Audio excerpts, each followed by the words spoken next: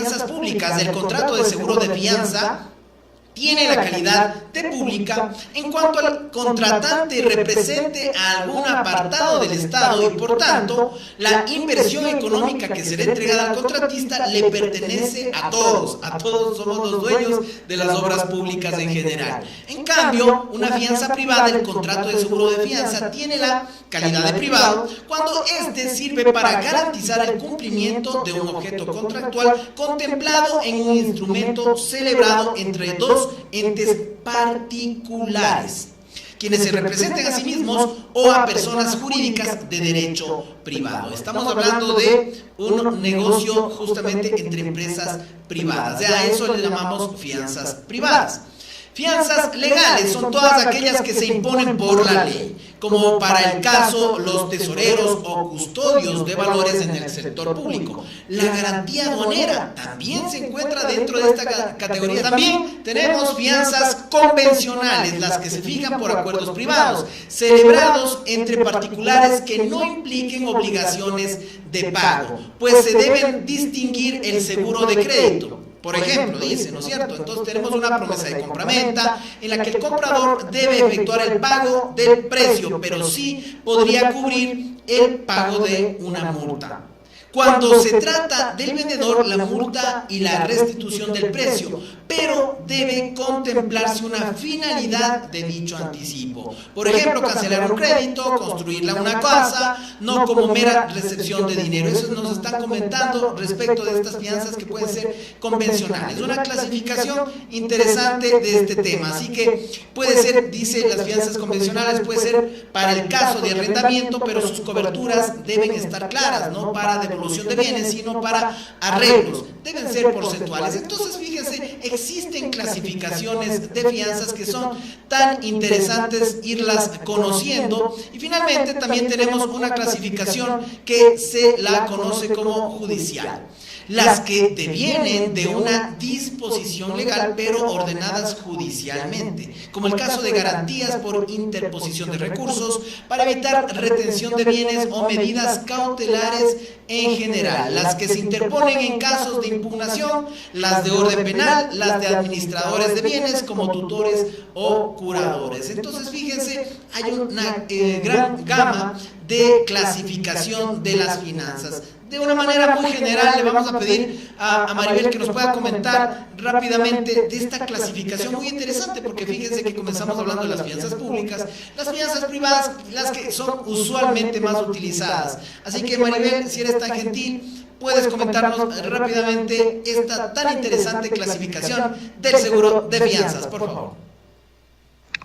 Claro que sí, mi Santi. Bueno, tú ya lo hiciste de una manera súper bien sintetizada. Obviamente, la clasificación depende de cuál es el enfoque, ¿no? La clasificación que tú acabas de darla depende de qué enfoque tiene, pero tenemos que recordar que la fianza como tal viene de un concepto. ¿Cuál es su concepto de fianza? O sea, toda la clasificación que tú acabas de comentar tiene una particularidad, una semejanza entre sí. Todos estos tipos de fianzas tienen una particularidad. ¿Cuál es la particularidad? Que estas se constituyen mediante, la fianza como tal significa una obligación, es una obligación accesoria, que nace de una obligación principal.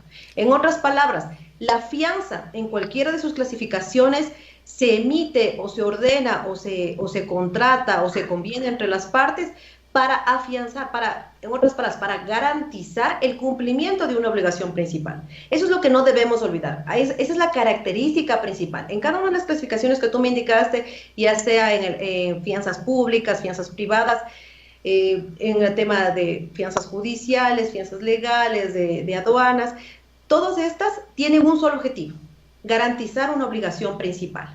Por ende, nosotros siempre cuando escuchemos fianza, siempre tenemos, lo primero que tiene que venirnos a la mente es, ¿para qué emito la fianza? Es para garantizar una obligación principal. En otras palabras, cuando voy a suscribir, si yo soy parte de las partes que van a suscribir esta fianza, tengo que estar claro de cuál van a ser los límites y de mis obligaciones y cuál van a ser en sí todas mis obligaciones, ¿no? Y cuál van a ser los límites, las condiciones de mis obligaciones. Ya sea que yo sea un obligado principal, o sea, que yo tenga la obligación principal, o ya sea que soy la persona que va a afianzar esa obligación. Es decir, la persona que va en otras palabras más entendibles, a garantizar el cumplimiento de esa obligación principal.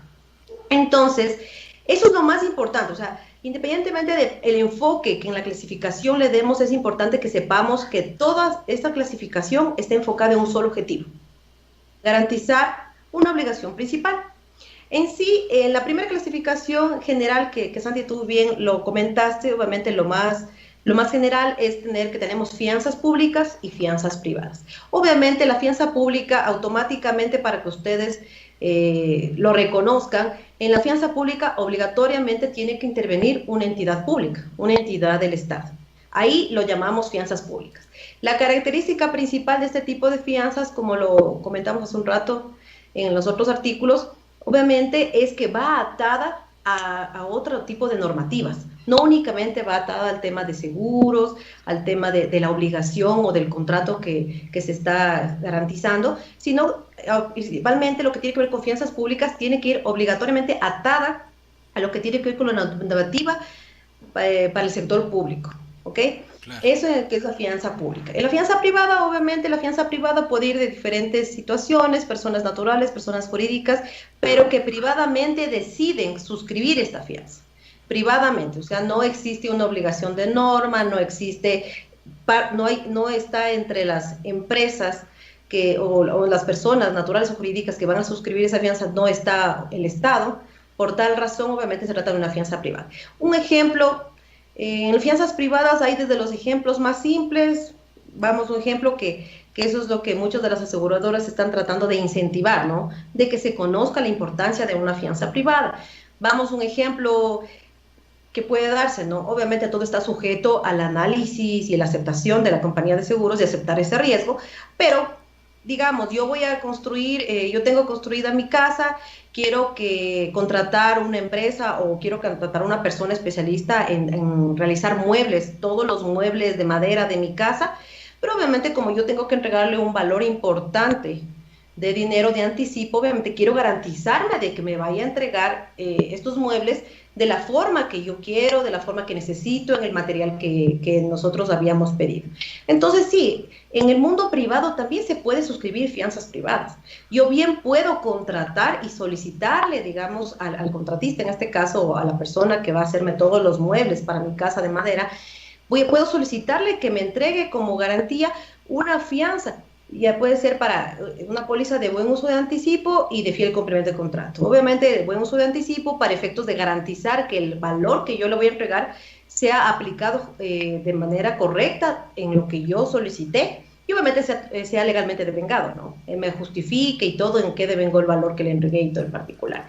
Y obviamente el tema del fiel cumplimiento de contrato, o sea, garantizar de que mis muebles sean entregados de la forma que yo acordé con el contratista. Entonces, eso en todos los ámbitos en el mundo privado se puede. O sea, todo lo que yo quiero garantizar, puedo hacerlo de esta forma. Así como lo hago en el mundo privado, también se lo hace en el mundo público, ¿no? Obviamente con más razón, por norma, obviamente, y bajo la Constitución de la República, todas las instituciones del Estado tienen la obligación de precautelar, proteger y cuidar los bienes del Estado. Y más aún cuando se trata del patrimonio del Estado. En este caso, o sea, naciendo desde la obligación constitucional de toda entidad pública, por eso, obviamente, todos los contratos públicos, ustedes pueden verlo en la práctica, están atados a garantizar de que el patrimonio y los bienes del Estado estén protegidos. Por esa razón entran también aquí lo que tiene que ver con las pólizas de seguro, en los otros ramos, etcétera, etcétera. Pero eso es muy importante aclararles, ¿no? De dónde nace y por qué hay esta clasificación que va a diferentes enfoques, pero que nace de una razón específica: garantizar una obligación principal.